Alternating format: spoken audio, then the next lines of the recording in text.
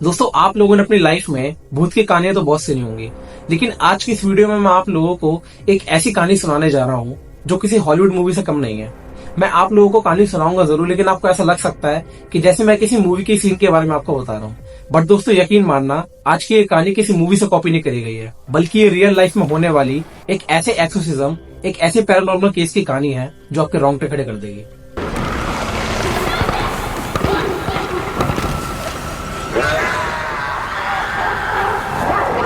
आज की ये कहानी है 14 साल के रोलैंडो नाम के लड़के की, जो कि अमेरिका का रहने वाला था।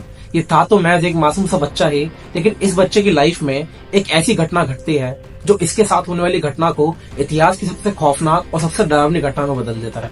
तो आखिर दोस्तों, इस बच्चे का पैरानॉर्मल केस इतिहास का सबसे खतरनाक और सबसे डरावना केस क्यों माना जाता है, और आखिर ऐसी क्या घटना हुई थी इस बच्चे के साथ जो घटना आज भी लोगों के रोंगटे खड़े कर देती है। आज की इस वीडियो में आपको बच्चे से जानने वाले हैं, और आज की ये कहानी बहुत ज्यादा इंटरेस्टिंग और बहुत ज्यादा हॉरर होने वाली है, इसलिए आज की इस वीडियो को लास्ट तक जरूर देखना। तो बिना टाइम वेस्ट की वीडियो में आगे बढ़ते हैं, बट उससे पहले अगर आप मेरे चैनल पे न्यू आए हो तो जल्दी से मेरे चैनल को सब्सक्राइब कर लो और जल्दी से मुझे ज्वाइन कर लो, क्योंकि इस चैनल पर मैं आपके लिए ऐसे ही horror contents and real life paranormal cases लाता रहता हूँ। और आज की इस वीडियो को लाइक करना मत भूलना। तो बिना टाइम वेस्ट की वीडियो में आगे बढ़ते हैं, सो लेट्स गो।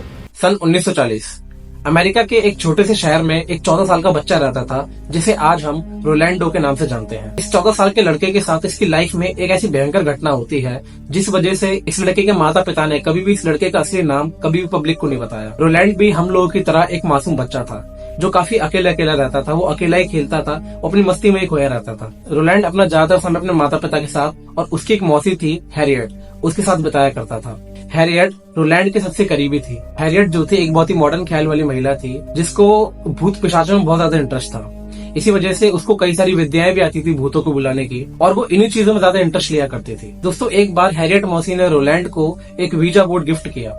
अब दोस्तों, आप लोग वीजा बोर्ड के बारे में तो जानते ही होंगे। ये एक ऐसा गेम है जिससे कि स्पिरिट से, आत्माओं से संपर्क किया जा सकता है। तो ये वीजा बोर्ड की कहानी आपने कई सारी मूवीज में भी देखी होंगी। इसके ऊपर कई सारी मूवीज भी बन चुकी हैं। दोस्तों, यही वीजा बोर्ड हैरियट मौसी ने रोलैंड को गिफ्ट किया। रोलैंड तो एक मासूम सा बच्चा ही था, उसके लिए तो खाली खेलने की एक चीज थी, लेकिन हैरियट के लिए यही वीजा बोर्ड आत्माओं से संपर्क करने का एक जरिया था। और साथ ही हैरियट मौसी ने रोलैंड को वीजा बोर्ड का इस्तेमाल भी अच्छे से करना सिखाया, जिस वजह से रोलैंड का वीजा बोर्ड में और ज्यादा इंटरेस्ट बढ़ गया। अब रोलैंड जब भी अकेला बैठता, वो इस वीजा बोर्ड का इस्तेमाल करने लग जाता। समय धीरे धीरे आगे बढ़ता है और रोलैंड की एक सिंपल सी लाइफ में चीजों में बदलाव होने लगता है। सन 1949 में रोलैंड की मौसी हैरियट की मौत हो जाती है, और इस सदमे को रोलैंड सहन नहीं कर सका। जो रोलैंड की सबसे करीबी थी, उसकी मौसी हैरियट, वो अब उसे छोड़ के जा चुकी थी। अब रोलैंड की लाइफ में चीजें धीरे धीरे बदलने लगी थी। उसकी लाइफ में कुछ अजीब से बदलाव आने लगे थे। रोलैंड की मौसी हैरियट की मौत के कुछ दिनों बाद एक रात रोलैंड ने अपने कमरे में बहुत ही अजीब चीजें महसूस करी।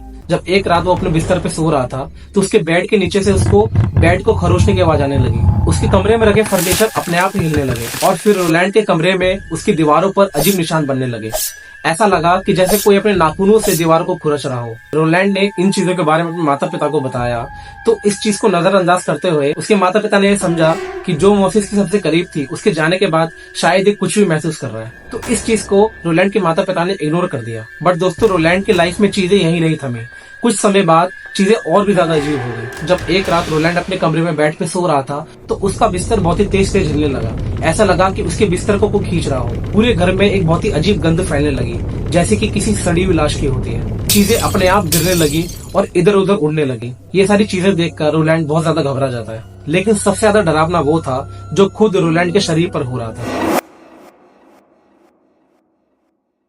रोलैंड के शरीर पर बिना किसी कारण गहरी खरोंचे और घावों के निशान बनने लगे। अब दोस्तों, जैसे जैसे समय बीतता जा रहा था, रोलैंड के व्यवहार में और भी ज्यादा बदलाव आता जा रहा था। अब रोलैंड बिना किसी कारण के बहुत ज्यादा गुस्सा किया करता था। ये चीज देखकर रोलैंड के माता पिता बहुत ज्यादा टेंशन में आ जाते थे कि आखिर इससे हुआ क्या है। घर में रोलैंड की बहुत ही तेज चीखने की आवाजें आया करती, लेकिन उसके माता पिता जब उससे पूछते तो वो यह जवाब दिया करता कि उसने कुछ भी नहीं कहा। उसको अंदाजा भी नहीं है कि उसने कब चिल्लाया, कब क्या किया। कभी कभी रोलैंड की आवाज अचानक बहुत ही ज्यादा गहरी और बहुत ही डरावनी हो जाया करती। तो सबसे ज्यादा बात अजीब तब हुई जब रोलैंड के शरीर पर घाव और भी ज्यादा बनने लगे। उसके शरीर पर कभी क्रॉस का निशान, कभी एरो का निशान, और बहुत ही अजीब तरीके की आकृतियां उसके शरीर पर बनने लगी। कई बार निशान ये किसी शब्द का रूप ले लेते, जैसे कि ईवल, हेल। डॉक्टर्स और कई सारी साइकाइट्रिस्ट ने रोलैंड का मेडिकल चेकअप किया, लेकिन उन लोगों को कोई भी ठोस मेडिकल कारण नहीं मिला जिससे कि बता सके कि रोलैंड को ये बीमारी है। अब ये चीज जो घर में हो रही थी रोलैंड के साथ, जो रोलैंड इस तरीके से व्यवहार कर रहा था, ये चीजें देखकर उसके माता पिता बहुत ज्यादा टेंशन में आते हैं। उसके माता पिता को ये तो अच्छे से पता लग जाता है कि इसको कोई बीमारी नहीं है, बल्कि कुछ और ही है।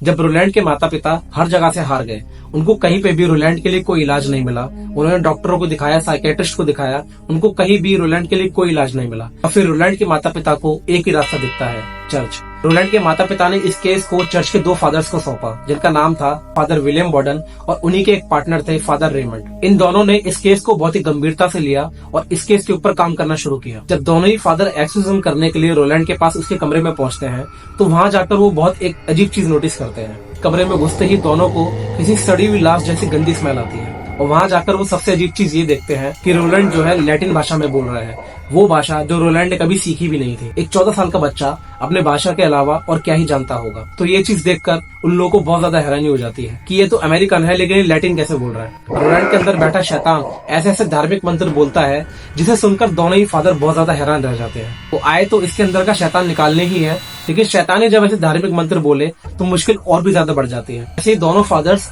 एक्सोर्सिज्म करने के लिए तैयार होते हैं। उससे पहले ही रोलैंड कुछ ऐसी चीजें करता है जिसे देखकर दोनों फादर्स के रोंगटे खड़े हो जाते हैं। रोलैंड के अंदर बैठा शैतान फादर विलियम पर थूकना स्टार्ट करता है और उनके बारे में ऐसी जानकारी बताता है जो सिर्फ फादर विलियम ही जानते थे। रोलैंड के अंदर बैठा शैतान फादर विलियम के बारे में उनकी अतीत की ऐसी ऐसी जानकारी बताता है, जिसे सुनने के बाद फादर विलियम खुद हैरान रह जाते हैं। एक बार तो रोलैंड ने फादर के सर पर इतनी तेज चेयर मारी कि फादर वहीं पे बेहोश हो गए। रोलैंड का धार्मिक मंत्र बोलना, फादर विलियम के बारे में उनके अतीत की सारी जानकारी दे देना, इससे पता लगता है कि रोलैंड के अंदर बैठा शैतान कितना ताकतवर है। फादर विलियम ने रोलैंड के परिवार की हिस्ट्री जानने की कोशिश करी, तो फादर विलियम को ये पता लगा कि रोलैंड के परिवार के लोग आत्माओं की पूजा किया करते थे।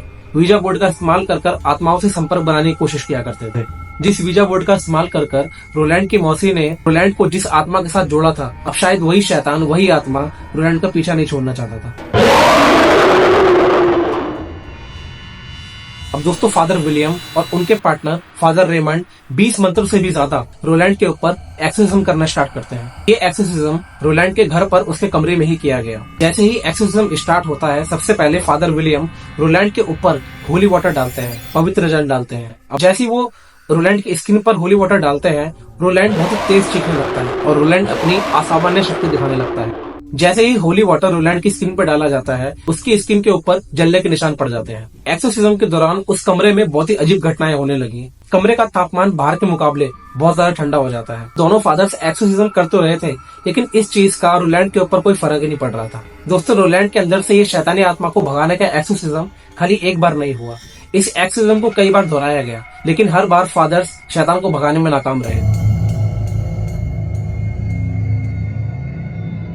लेकिन दोस्तों फिर एक रात आती है जब एक्सोर्सिज्म अपने चरम पर होता है। दोनों ही फादर्स एक्सोर्सिज्म करने पे अपना पूरा जोर लगा देते हैं। उस रात रोलैंड के अंदर बैठा शैतान अपनी ऐसी शक्तियां दिखाता है जिसे देखकर दोनों ही फादर्स बहुत ज्यादा डर जाते हैं, बहुत ज्यादा हैरान हो जाते हैं। कमरे में पड़ी चीजें इधर से उधर उलट पुलट होती है। रोलैंड के अंदर बैठा शैतान दोनों फादर्स को पूरी कोशिश करता है नुकसान पहुंचाने की, उनको जान से मारने की, लेकिन दोनों फादर्स ने हार नहीं मानी और आखिरी टाइम तक एक्सोर्सिज्म चलता रहा। फादर विलियम ने रोलैंड के माथे पर क्रॉस लगाया और वो बोले कि भगवान के नाम पर इस शरीर को छोड़ दो। ऐसे ही सेंटेंस फादर विलियम बोलते हैं, रोलैंड बहुत ही तेज चीखता है, बहुत ही तेज चिल्लाता है। पूरे घर में रोलैंड के चीखने की आवाज गूंज जाती है। इतनी तेज चीखने के बाद रोलैंड तुरंत शांत हो जाता है।